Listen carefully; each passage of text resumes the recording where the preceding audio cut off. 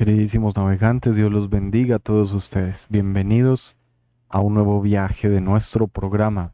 Qué bueno encontrarnos con ustedes cada día, cada mañana, los que nos reunimos en el programa en vivo, pero qué bueno también saber que tantos hermanos ven este programa en cualquier momento del día, porque cualquier horario es oportuno para la palabra de Dios, porque es un alimento que da vida, que te da fuerza, es un alimento que te ayuda a tener sabiduría en tus decisiones. Esa es la palabra de Dios. Por eso nos alegra poder estar en sus pantallas transmitiendo este mensaje cristiano, el mensaje de la palabra. Y nos alegra demasiado. Em, Creo que es el programa que más nos alegra en el momento, porque es un programa que no tiene que ver propiamente con momentos de oración, aunque la oración por supuesto es necesaria. Pero ¿qué es lo que ocurre? Muchos hermanos van por internet buscando solo momentos de oración fuerte al Espíritu Santo y solo se quedan con los momentos de oración, descuidando la formación y el estudio de la palabra de Dios. Y ahí es donde ustedes, mis queridos navegantes, tienen un punto de ventaja delante de Dios nuestro Señor, porque no solamente están buscando en Internet momentos de oración fuerte al Espíritu Santo, de sanación, de liberación, de oraciones bonitas. No solo esto, también están buscando la palabra de Dios, la formación. Por eso en los programas donde hay formación bíblica, teológica, doctrinal, son menos personas. Ya saben, muchos son los llamados y pocos los escogidos.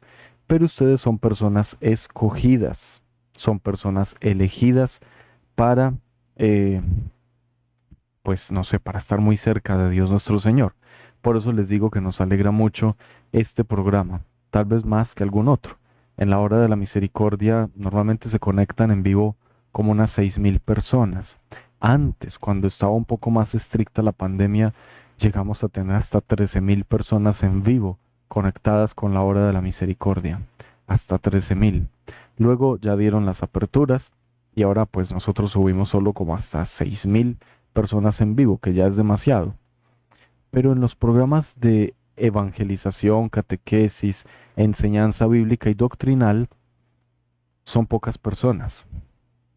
Miren que nuestro programa llega a sumar entre 1.000 y 2.000 personas en vivo, en el mejor de los casos. A veces no pasa de 1.500, 1.400, 1.200 conectados en vivo, pero el programa llega a tener unas casi las 20.000 vistas diarias, o sea que muchas más personas vuelven al programa después o llegan a buscarlo en otros horarios.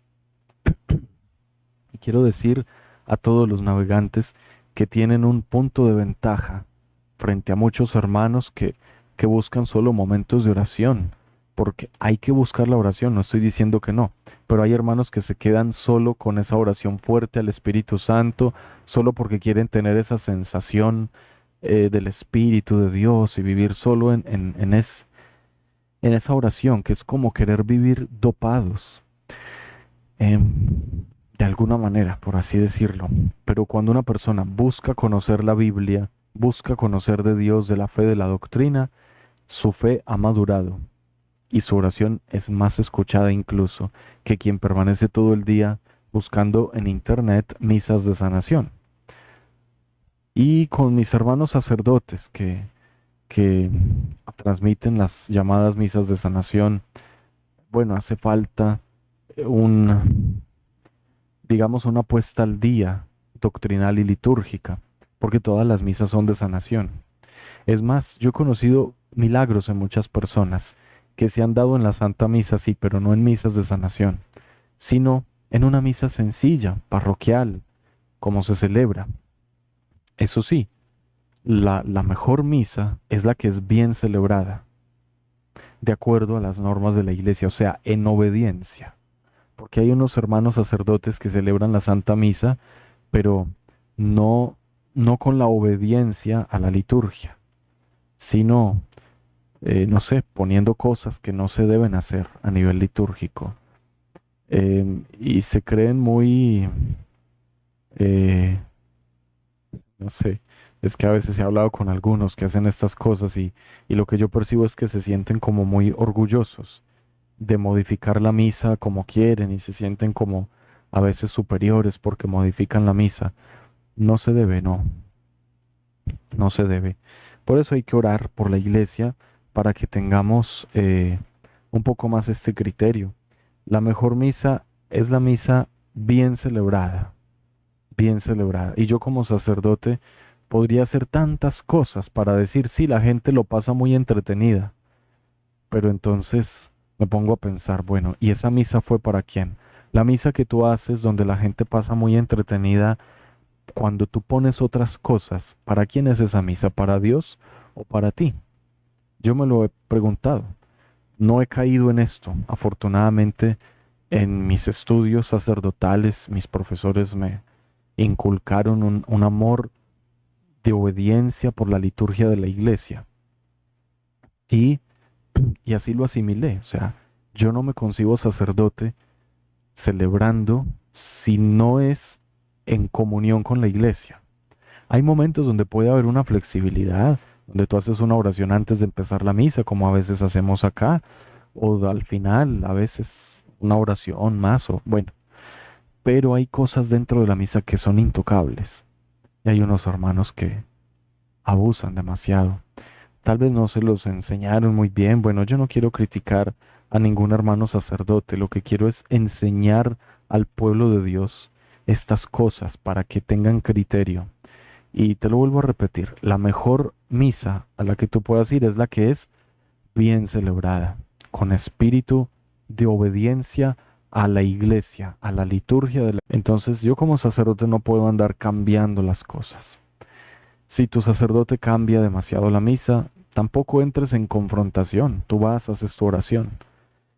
No, no entres en confrontaciones. Deja que haya autoridad en la iglesia que poco a poco va conductando al redil. Pero tú lo debes saber. La mejor misa es la que es bien celebrada. ¿Y esto por qué lo decía? Pues porque les decía que a veces algunos van buscando esas famosas misas de sanación y no debería ser así. Bueno, la misa puede tener una intención, pero es la misma, solo cambia la intención. Yo puedo convocar a una misa en reparación por nuestros pecados, a una misa de acción de gracias, a una misa pidiendo la paz, bueno, en fin, la salud. Pero la misa no cambia, lo que cambia es la intención. La misa no puede cambiar porque es una sola, es un solo el sacrificio de Cristo, un solo Cristo. Uno solo es el sacerdote, es Jesucristo. Por eso la misa no puede cambiar. Muchos dicen, ay padre, pero es que la misa es monótona o es rutinaria porque es lo mismo en todas partes. Precisamente, es tan sagrada que no se puede permitir que las personas a libre voluntad la modifiquen. No, es un solo sacrificio, y por eso es un solo el ritual de este sacrificio. Ya tú puedes ir a tus grupos de oración, a la hora santa, a otras cosas donde cambian las perspectivas. Bueno, y sobre todo vuelvo a lo del comienzo. Qué bueno saber que hay personas como ustedes que buscan formación y catequesis a la par con la vida de oración. Y no solo misas de sanación, no, sino a la par. La vida de fe, de oración, de espiritualidad con el estudio, con la formación, con la catequesis. Ok, después de esto que les quería decir, porque me admira mucho verlos a ustedes en este programa, saber que este programa llega a veces a las 20.000 vistas diarias, me admira mucho saber que todas esas personas católicos del mundo buscan conocer de la palabra de Dios, porque sé que esta palabra les va a llevar a que su vida de oración dé mucho más fruto. Vamos entonces a invocar al Espíritu Santo para este viaje, para esta santa conversación de hoy. En el nombre del Padre y del Hijo y del Espíritu Santo. Amén. Ven Espíritu Santo por intercesión del corazón inmaculado de María y llena nuestros corazones con el fuego de tu divino amor.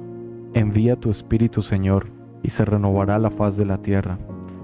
Padre Celestial, que adoctrinaste los corazones de tus fieles con la luz de tu palabra, te pedimos que infundas esta misma luz en nuestros corazones, para que guiados por tu bondad seamos obedientes a tus mandamientos, a tu doctrina, obedientes a la iglesia, obedientes a la liturgia, a la palabra de Dios, obedientes para poder alcanzar la salvación, obedientes para escuchar que tú nos llamas a entrar en el cielo en el momento final de la existencia, obedientes para merecer compartir el destino de los santos por toda la eternidad.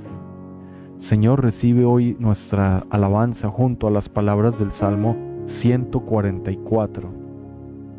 El Señor es fiel a sus palabras.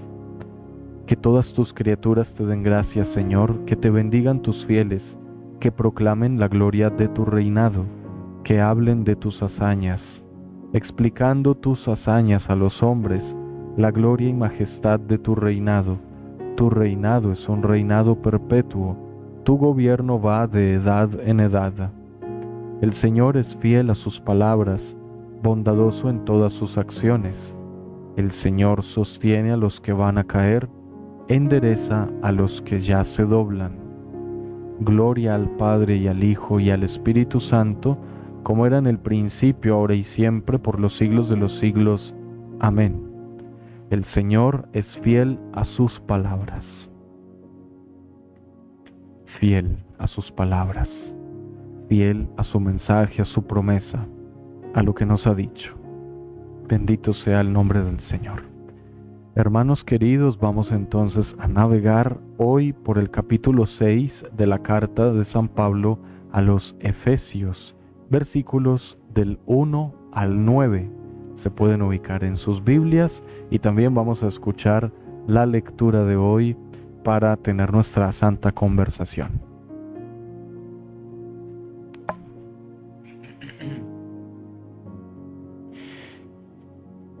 Hijos, obedezcan a sus padres en el Señor, porque eso es justo. Honra a tu padre y a tu madre es el primer mandamiento al que se añade una promesa. Te irá bien y vivirás largo tiempo en la tierra. Padres, no exasperen a sus hijos, críenlos educándolos y corrigiéndolos según el Señor. Esclavos, obedezcan a sus amos de la tierra con respeto y temor, con la sencillez de su corazón como a Cristo, no por las apariencias para quedar bien ante los hombres, sino como esclavos de Cristo que hacen de corazón lo que Dios quiere, de buena gana, como quien sirve al Señor y no a hombres. Sepan que lo que uno haga de bueno, sea esclavo o libre, se lo pagará el Señor. Amos, compórtense también ustedes del mismo modo. Déjense de amenazas, sepan que ellos y ustedes tienen un amo en el cielo y que ese no es parcial con nadie. Palabra de Dios. Te alabamos, Señor. Quiero enviar un saludo a nuestro moderador Darwin, que se encuentra en el hospital por un dolor. Que el Señor le fortalezca pronto en la salud y que bueno, que aunque está en el hospital, puede estar subido también en esta barca al mismo tiempo para que la palabra de Dios le reconforte. Y tal vez con los enfermitos que están a un lado, compartiéndoles un poco de esta palabra. Saludo a los hermanos que están allí al lado de nuestro hermano Darwin también. Y bueno, también quisiera saber si hay otros hermanos que nos ven desde un hospital. Hace días estaba por hacerles la pregunta. Me dejan allí en los comentarios si pueden escribir cuáles hermanos nos están viendo desde algún hospital para orar por todos los enfermos. Ya nos hacen falta también esos minutos de intercesión en vivo, ¿verdad? Porque tenemos muchos minutos de intercesión, como 214 videos de los minutos de intercesión, más los 49 de orar con los salmos, que logré grabarlos todos en mi anterior parroquia, porque disponía de un espacio para ello. Aquí en esta nueva parroquia no, es un poco más complicado sacar el tiempo, pero ya hacen falta esos minutos de intercesión en vivo, ¿o no? ¿Hacen falta o no hacen falta? ¿Qué dirán ustedes? No sé. ¿Les gusta que esos minutos estén en vivo o les gusta que mejor queden grabaditos? Subir un videíto de intercesión una vez a la semana quizá. Bueno, dejen allí sus notas.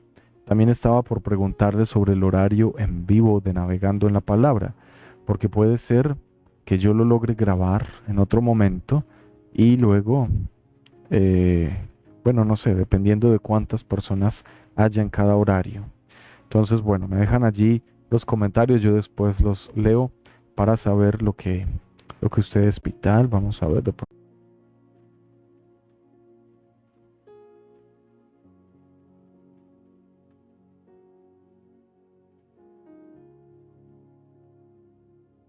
Ya. Ah, bueno, creo que se fue la señal un momento. Bueno, entonces, bueno, por ahí me van dejando, sí, por ahí muchos dicen que sí nos hacen falta los minutos de intercesión. Es que los minutos de intercesión los tenía pensados para la oración de la tarde. Si ustedes se fijan en el canal desde un comienzo, yo tuve la intención de tener momentos de oración a lo largo del día para acompañar a los hermanos y yo mismo estar en oración a lo largo del día. Por eso tenía en la mañana, tenía navegando, luego ya pusimos el rosario. Ahora tenemos ya la Santa Misa también, porque antes la Santa Misa era con la hora de la misericordia, porque podía en mi anterior parroquia. Ahora dejamos la hora de la misericordia para que fuera más intensa frente al Santísimo y darle a la Santa Misa su espacio propio también. Y me quedó faltando la noche. Entonces tenemos 3 programas en la mañana seguidos, el Rosario, la Santa Misa, navegando y luego la hora de la misericordia. Pero queda haciendo falta, claro, en la noche.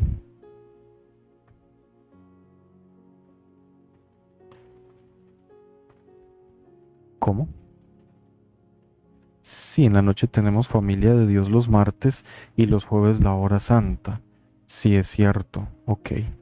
Bueno, entonces, bueno, ahí les dejo pues esos datos. Ahora sí entremos pues en la lectura para que me dejen allí. Me dice, me dice nuestra hermana Paula, Padre Gabriel, son 24 horas. O sea que, ¿cómo vamos a santificar esas 24 horas? Imagínense. Bueno, yo en realidad que yo no puedo tanto tiempo ante la cámara. Aunque no les niego que me gustaría, me gusta el apostolado de los medios. Lo que hago lo hago por gusto personal y desde hace mucho tiempo. Este canal yo lo fundé hace como 15 años, cumplimos. Lo que pasa es que no tenía tantos videos no tan exitosos. Era un canal vocacional. Eh, bueno. También les hablé de la posibilidad de un canal, un poco más de conferencias y de charlas, y al mismo tiempo un segundo canal donde tengamos a los suscriptores por si algo sucede con este canal principal, aunque bueno, nos hemos asegurado de tener todo al día para evitar los hackeos. Muy bien, más tarde sigo leyendo los comentarios para que miremos la palabra. Miren cómo empieza hoy San Pablo diciendo, hijos, ayer le hablaba como a los esposos, recuerdan la lectura conyugal. Ahora, hijos, obedezcan a sus padres en el Señor, porque eso es justo, o sea, eso es lo debido, hay que obedecer. El primer llamado es entonces hoy para los que son hijos, la obediencia a los padres. ¿En qué momento hay que obedecer a los padres? Siempre. ¿Y en qué momento hay que desobedecer? Cuando te piden cosas y que tú te das cuenta que no corresponden a la voluntad de Dios. Mira, la autoridad de los padres viene de Dios, pero cuando los padres se desvían de la autoridad divina, cuando piden cosas en contra de Dios, pierden su derecho de autoridad. Pero solo cuando son cosas contrarias a la voluntad de Dios. No significa que si tus padres no van a la Santa Misa, no hacen oración, no comulgan o están en unión libre, entonces los vas a desobedecer. No, no, no se trata de eso, nunca. Se trata de que te manden de pronto algo contrario a la fe, como por ejemplo robar, que tu papá, tu mamá te diga, mira, ve y roba a esa persona, róbate esto del supermercado, de la tienda, del almacén, no lo debes hacer. Eh, si te dicen que entres en algún tipo de negocio ilícito, por supuesto que no tienes que obedecer. Nada contrario a la fe, a la moral y a las buenas costumbres. No, porque cuando te piden eso pierden su derecho de autoridad. Tú puedes obedecer en todo en cuanto a las normas de la casa, tu horario de llegada a tu casa, tu hora de salida, el orden que debes llevar en tu habitación, las cosas, todas las reglas de casa, debes obedecer. Debes obedecer a tus padres en todo. Miren, la palabra lo dice. Menos cuando lo que te piden es contrario a los mandamientos de la ley de Dios, a la fe, a la moral y a las buenas costumbres. Por eso tienes que conocer la fe, debes conocer la palabra. Entonces, bueno, no te angusties cuando te piden de pronto algo difícil, no. Has de confiar en Dios nuestro Señor y obedecer a tus padres. Dice que el mandamiento de honrar a padre y madre es el que trae una promesa. Te irá bien y vivirás largo tiempo en la tierra. Cuando obedecemos a nuestros padres, tenemos entonces esa bendición.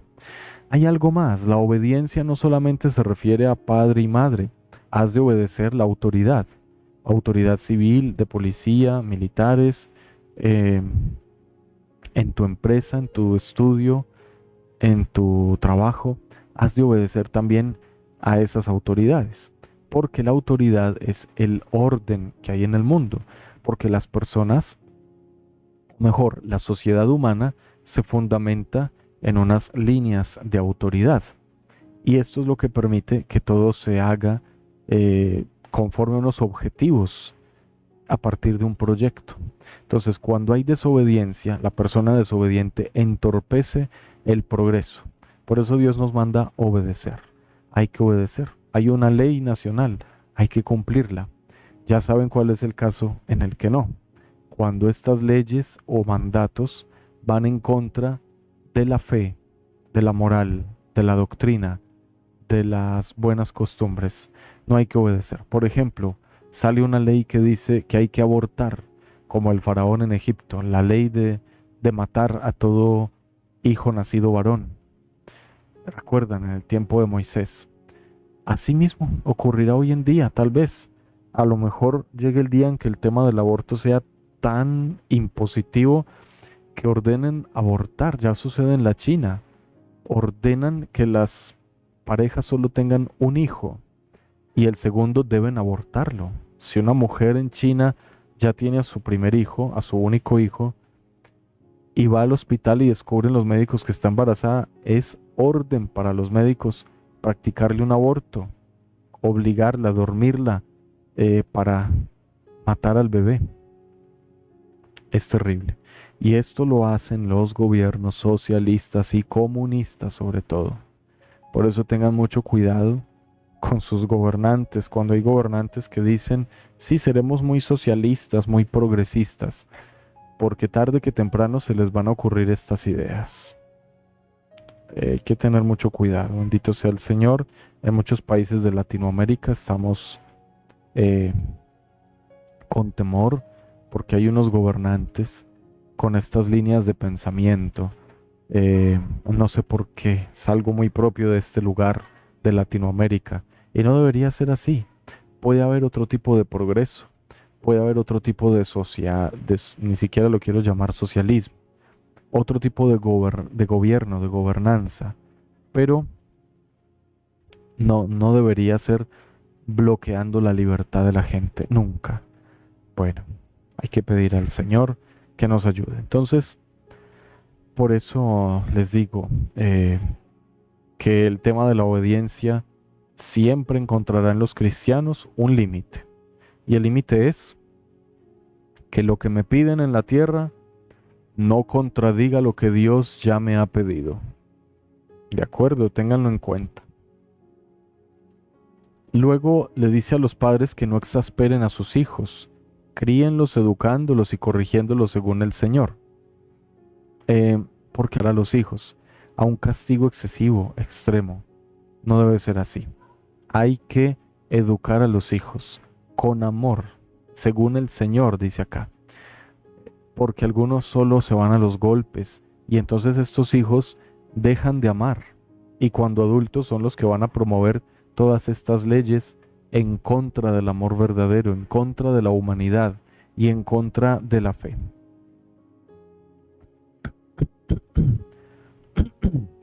Bueno, un segundo, luego dejamos ahí el tema de familia y en el segundo momento San Pablo habla de los esclavos, pide que obedezcan a sus amos.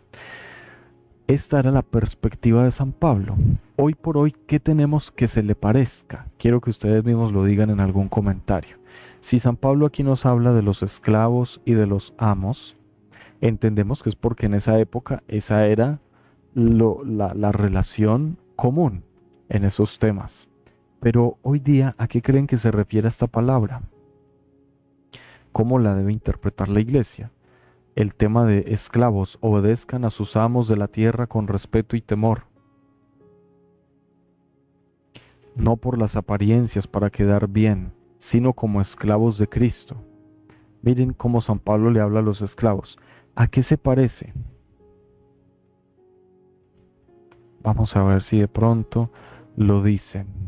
Quiero que lo piensen para que ustedes se den cuenta que aunque la palabra tenga unos temas que hoy día tal vez no existen, sí tienen su aplicación, porque tienen su interpretación. ¿De qué estaba hablando San Pablo? Dice autoridades, no tanto. Esclavos, somos como esclavos del mundo, sí, pero ¿a qué se refiere? Ah, bueno, por aquí ya. Aquí alguien ya dio en el blanco. Miren lo que nos dice. Es un usuario, no tengo el nombre, pero el usuario dice Dental Consulting Colombia. ¿Y qué nos dice? A los empresarios y asalariados. Entonces, bueno, miren, qué bien, qué belleza saber que ustedes tienen ya esa mente aguda. Miren, la palabra te puede hablar de esclavos y amos porque era la relación laboral de la época. ¿De qué te está hablando la palabra? De una relación laboral, contractual. ¿Sí ves? En cambio, los que no conocen la palabra, ¿qué te dirán? Miren cómo la Biblia promueve la esclavitud. Es que San Pablo le gustaba que fueran esclavos y mandó a los esclavos a obedecer a sus amos en vez de pedir la libertad de los esclavos. Miren qué mente tan estrecha y tan poco sabia la que dice todo esto, porque yo los he escuchado a muchos que leen algo de la Biblia y lo critican desde lo primero que se les ocurre, qué cosa terrible, ¿no? Pero miren, muy bien, los asalariados, o sea, el tema laboral, dejémoslo en laboral. Entonces, ¿a qué se refiere? Miren, es como cambiar las palabras. Trabajadores obedezcan a sus patrones o a sus jefes de la tierra con respeto, con temor, con la sencillez de su corazón, como a Cristo, no por apariencias, no por quedar bien, sino como trabajadores de Cristo que hacen de corazón lo que Dios quiere, según su trabajo y de buena gana, como quien sirve al Señor y no a la humanidad. Saben que lo que uno haga de bueno, sea trabajador o sea jefe o independiente, se lo pagará el Señor. Miren cómo se oye diferente cuando cambié las palabras, ¿lo ven? Pero es la misma relación laboral. Entonces, ¿qué nos pide Dios? Estamos en la semana donde reflexionamos sobre la imitación de Cristo. ¿Cómo imitamos a Cristo? Cuando yo estoy en una empresa, pero procuro el bien de esa empresa. Porque me da tanto dolor cuando veo personas que tienen su trabajo gracias a Dios. Un buen trabajo, tal vez buenos jefes, incluso buenos compañeros, pero que hacen cosas que van destruyendo la empresa, que son gastos innecesarios para sus empresas. Me parece terrible cómo derrochan, cómo destrozan los patrimonios. No importa que tus jefes sean gente muy rica, muy adinerada. Es tu trabajo. La empresa se cuida. Si en un lugar pues no te tratan bien, bueno, pues seguramente luego irás a otro lado. Pero donde tú trabajas debes cuidar esa empresa, aunque te paguen poco, aunque tu jefe sea muy tirano, aunque te maltraten. Sufres, lo sé, pero tampoco tienes derecho para destruir el patrimonio de otras personas o el trabajo de otros. Debes cuidar ese trabajo. Lo que más me gusta es lo que dice San Pablo. Cuando tú trabajas, no importa para qué te contratan, debes pensar que le estás prestando un servicio a la humanidad, por amor a Dios. Entonces, bueno, ahí les cuento este detalle. Lo mismo, le pide a los jefes que se comporten también Del mismo modo, dejándose de amenazas, es decir, que quienes tienen subordinados en sus empresas, o sea, los que son jefes de personal, deben también tratarlos con amor, no con amenazas, sino persuadiendo, con un lenguaje asertivo, no, no gritando todo el tiempo. Tal vez haya trabajadores que no entienden por las buenas, me dirán. De todas maneras, lo que debemos hacer los cristianos es tener un buen trato. Y cuando uno tiene personal subordinado, ¿no? Les da sus instrucciones y le da su espacio. Y si alguien no te sirve en tu empresa, pues mira, no tienes que pelear, sencillamente le cortas el contrato y basta. No hay que tratar mal a nadie, ni tampoco tienes que dejarte abusar, los que son jefes. No, si tú ves que tu empleado o tu empleada no te sirve para esa labor, pues entonces cortas el contrato y buscas otra persona y listo. Pero no tienes que pelear, ni gritar, ni... No, trata de que quienes trabajan contigo o para ti siempre estén felices y si se tienen que ir, que se vayan agradecidos por el aprendizaje, por el buen trato. Y el buen trato incluye la justicia. En todo ese tema de los pagos, del salario, incluye la justicia. Aunque la situación económica es tan difícil, traten de buscar ajustarse a la justicia. Vamos al Santo Evangelio. Hoy el Evangelio es Lucas 13, 22 al 30. Vamos entonces a escuchar este Evangelio y a complementar el mensaje de hoy.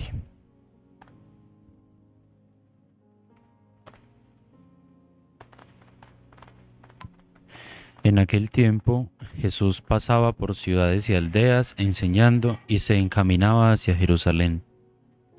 Uno le preguntó: Señor, ¿son pocos los que se salvan?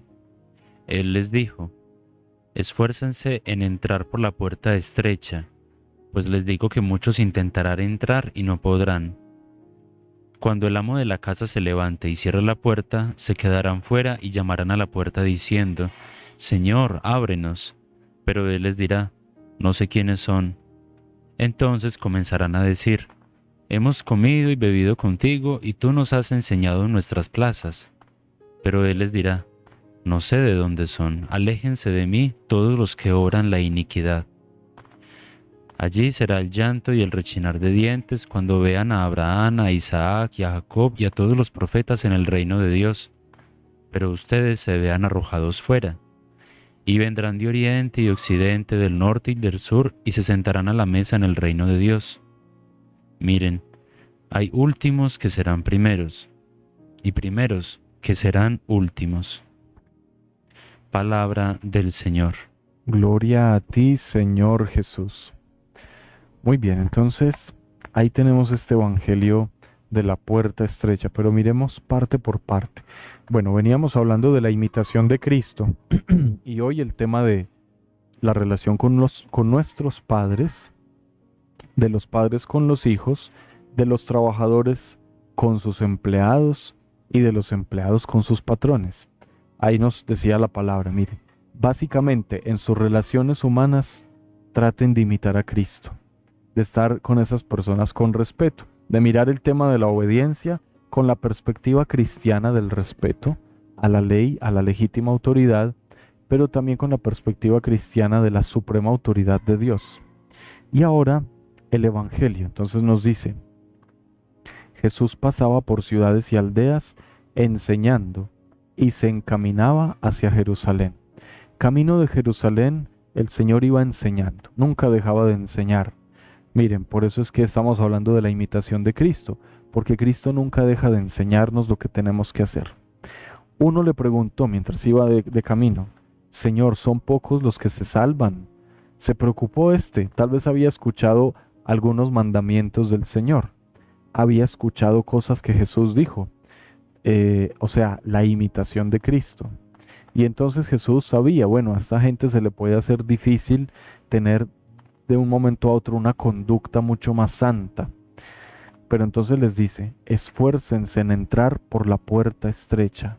Muchos intentarán y no podrán. Esa es la clave. Y esa es la clave del Evangelio de hoy, la puerta estrecha. esfuércense por entrar por la puerta estrecha, lo que incluye todo lo que hablamos respecto a la primera lectura, es decir, la imitación de Cristo en todas las áreas de la vida. La puerta estrecha es la vida cristiana llevada con respeto, con dignidad, pero con mucha conciencia, con esfuerzo, con determinación. Esa es la puerta estrecha, hermanos. Me alegra saber que la mayoría de nosotros vamos por la puerta estrecha, porque tenemos en el corazón firme voluntad y propósito de seguir a Cristo y de purificar la vida. Cada uno a su ritmo, sí. Cada uno tiene sus propios impulsos de conversión, pero por lo menos con rectitud de corazón y con la plena intención del corazón. Nuestro deseo debe ser lograr la imitación de Cristo en todo momento y en todas las áreas de la vida. Así entonces, este pedido del Señor de entrar por la puerta estrecha es al mismo tiempo el pedido de imitarlo a Él. Luego dice, cuando el amo de la casa se levante y cierre la puerta, se quedarán fuera y llamarán a la puerta diciendo, Señor, ábrenos. Pero Él les dirá, no sé quiénes son. Miren lo que ocurre. El amo de la casa, o sea, el Señor. Entonces ahí dice, sí, cuando llegue el momento en que se cierre la puerta del cielo, y ya no se permita entrar a nadie, muchos tocarán, muchos le van a gritar al Señor, Señor, ábrenos, déjanos salvarnos. Y les dirá, no sé quiénes son. Qué dura palabra. ¿Y por qué no sabe el Señor quiénes son? Porque, pues bueno, ahí lo dice, no se esforzaron por la puerta estrecha. No se esforzaron en entrar. El que no se esfuerza, pues, ¿cómo se va a salvar? Nadie se salva solo porque los demás recen por él. No, es también la decisión y las propias obras que nos lleven a mostrar que sí tenemos fe y por la gracia de Dios vivir en proceso de conversión continua.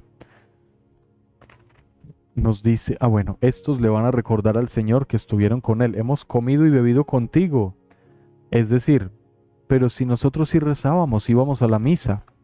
Pero Él les dirá, no sé de dónde son.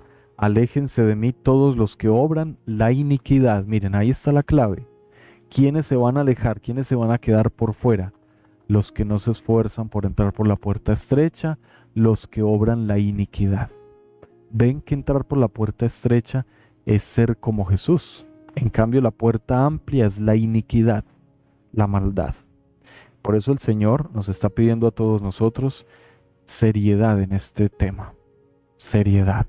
Seguirlo con sincero corazón, con rectitud de intención, con el deseo de ser de Cristo para siempre.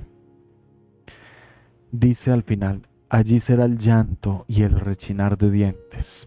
Cuando vean a los elegidos allí en el reino y ustedes se vean arrojados fuera. Llanto y rechinar de dientes. Cuando vean todos los que pudieron entrar a la presencia de Dios y todos los que se quedaron por fuera. Qué miedo eso de la condenación.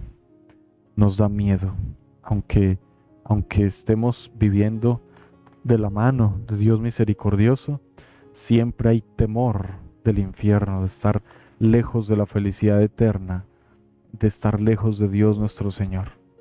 Temor. Por eso hay que vivir no según el temor, sino según el amor. Amar a Dios y por amor obedecerlo. Así imitamos a Cristo. Luego dice, vendrán muchos de oriente y occidente, norte y sur a sentarse en la mesa del reino. Es el signo de la iglesia. Desde los confines de la tierra se va a convocar al pueblo de Dios. Hay últimos que serán primeros y primeros que serán últimos. Es decir, los que se crean muy religiosos, muy cercanos, cuidado, porque se pueden llevar una sorpresa. Lo mejor es reconocer siempre nuestros pecados. Ni siquiera nosotros los sacerdotes no podemos considerar que estamos mucho más adelante en la escala de la salvación. No, yo creo que la mayoría vamos más bien atrasados. Pero por lo menos que en el corazón haya una recta intención a Él. Mis queridísimos hermanos, hasta ahí el comentario de la Sagrada Escritura Y ahora vamos a pasar al cuadrante. Parte 1, la búsqueda, y empezamos hoy el capítulo 12. Comparar no es odioso. Y aquí nuevamente vuelve Andrónico con su historia y la aventura de su vida conociendo el Evangelio. Entonces, vamos a leer. Yo nunca estoy sola, siempre con mi marido y mis 3 hijos. Creo que Apolonia lo dijo con mala idea, para darle envidia a Lucila. La respuesta de esta fue inmediata. Yo tampoco estoy sola, siempre con mi marido y mis 3 hijos. Años más tarde, la indirecta me habría molestado. Entonces no. Eran los primeros meses de matrimonio, y Lucila se había revelado, la esposa ideal, al menos para una persona como yo. Compartíamos las mismas inquietudes espirituales, dialogábamos con frecuencia. Decidí comparar con atención aquellos 2 relatos. Mi sorpresa fue enorme. A excepción de ciertos nombres, Jesús, María, José, Herodes, Belén, nada coincidía. En un caso, el anuncio del ángel se dirigía a José, en otro a María. Una vez venían a ver al niño unos magos de Oriente, otro unos pastores. En un caso, la familia debía huir a Egipto, en otro volvía tranquilamente a su casa de Nazaret. Si no fuese por aquellos nombres coincidentes, habría que pensar que se trataba de 2 niños distintos. Era un enigma, un desafío. Leí y releí los textos, hasta que se fue haciendo cierta luz. Las historias que contaban eran distintas, pero el mensaje que transmitían era el mismo, absolutamente idéntico, con una coincidencia sorprendente. Le comuniqué mi hallazgo a Lucila. Son 2 formas de presentar a Jesús, pero es el mismo Jesús. Tanto Mateo como Lucas han tratado los mismos temas. ¿Quién es Jesús? ¿A qué viene? ¿Cómo se divide la gente ante él? La respuesta es idéntica. Lucila me escuchó con atención y se mostró bastante convencida. Su toque de realismo vino más adelante cuando aventuré aquella loca respuesta. He pensado que sería espléndido recibir los evangelios en columnas paralelas para poder compararlos con más comodidad. Se echó a reír. Te has vuelto loco, Andrónico. ¿Te imaginas el volumen tan enorme que saldría? Además, a los amanuenses no les gusta escribir a 3 columnas. Llevaba razón, pero quería comunicarle mi propósito. Mi proyecto. Lo he pensado mucho. En la primera columna se escribe el Evangelio de Marcos, que es el más antiguo, luego el de Mateo y en el tercer lugar el de Lucas. Cuando quieres saber las semejanzas y diferencias que hay entre ellos, abres por donde te interese y tienes los 3. Lucila me miró con desconfianza. No creo que sea tan fácil como dices. Por ejemplo, siempre estás diciendo que el Sermón del Monte solo lo escribe Mateo. ¿Qué pones al lado? ¿Columnas en blanco? Claro, para que se vea que solo lo tiene él. ¿Y cuánto te van a costar esas columnas en blanco? El papiro está carísimo. Andrónico. El maldito realismo femenino. A pesar de todo, sería muy interesante. Para un loco como tú. Además, te conozco de sobra. Seguirás usando también los rollos viejos.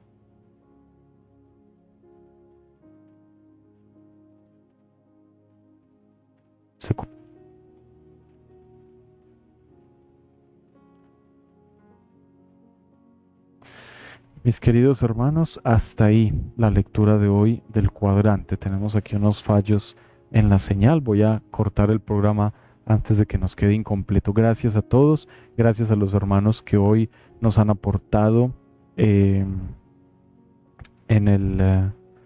hoy nos han aportado acá, que nos han enviado algunas ofrendas. Agradecemos muchísimo el apoyo. Gracias a todos ustedes y les dejo ahora mi bendición. En el nombre del Padre y del Hijo y del Espíritu Santo.